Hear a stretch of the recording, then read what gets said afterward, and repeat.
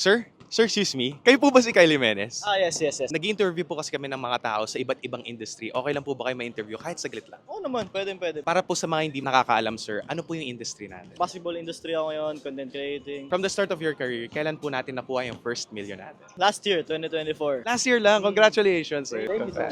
Ilang years na po ba tayo sa industry, sir? Going 2 years. Pero mataas na agad yung followers. Oh, masabi ko mataas na. Ayan, may numbers na rin, kaya thank you kay God. Yun. Ano yung secret doon para makuha natin yung ganong kadaming followers? One word, consistency. Siyempre, ginalangan mo, tuloy-tuloy ka lang, kahit anong mangyari, hindi ka humihinto. Kahit anong obstacles pa yung dumating sa buhay mo, tuloy-tuloy ka lang. Provide lahat sa'yo. Putol-putol, pero bibigay rin sa'yo isa-isa. Para sa inyo, sir, ano po yung pinakamahalagang trait ng isang athlete at saka ng isang content creator? Pagiging mabait sa sarili mo at pagiging mabait mo sa kapwa. Pag siyempre, magiging mabait ka sa sarili mo or magiging soft ka sa lahat ng bagay na ginagawa mo, mindset mo, parang smooth lang, hindi ka na-pressure. Tapos pag mabait ka sa ibang tao, siyempre, ibabalik din nila sa'yo yun. Next question naman, sir. Any quote naman po na tumatak sa inyo, tas isinapuso natin. Ano po to? It's not about what you have, it's what you do with what you have. Ano yung gagawin mo sa kung anong bagay na meron ka. Kunwari, ito, meron akong Jordan 39 na bigay ng Jordan sa akin. Iko-content ko siya para makita ng ibang tao ano bang purpose nito, ano bang purpose ng brand kung bakit na ginawa to, kung ano yung tulong nila sa mga players ng ganito. Kunwari, basketball, meron tayong community ngayon, yung ITG. So, ang ginawa ko, para makapaglaro lahat, in-invite ko yung influencers, in-invite ko yung ibang tao para magkaroon ng exposure. Baga, kung ano yung pwede mong gawin sa bagay na meron ka para di mo isipin na maghahangad ka pa eh. Totoo naman, kung ano man yung resources na meron tayo, yun dapat yung mismong ni-utilize natin. Last question naman po, sir. Any lesson na binigay sa inyo being an athlete papunta sa totoong buhay? On and off the court, maging disiplinado ka lang. If disiplinado ka sa loob ng court sa basketball, maraming possibilities na pwede mangyari. Ganon din outside the court. Pag disiplinado ka sa sarili mo, masipag ka mag-gym, masipag ka mag-workout, masipag ka gumawa ng money, resources, connections, and everything. Kapag masipag ka sa lahat, disiplinado ka, maraming positive na mangyayari. Totoo yun, sir, kasi yung sport nagbibigay talaga sa atin yan ng good habits, no? Lalong-lalo na sa totoong buhay. So, thank you so much, sir, for your time. Thank you, Pleasure to sir. meet you.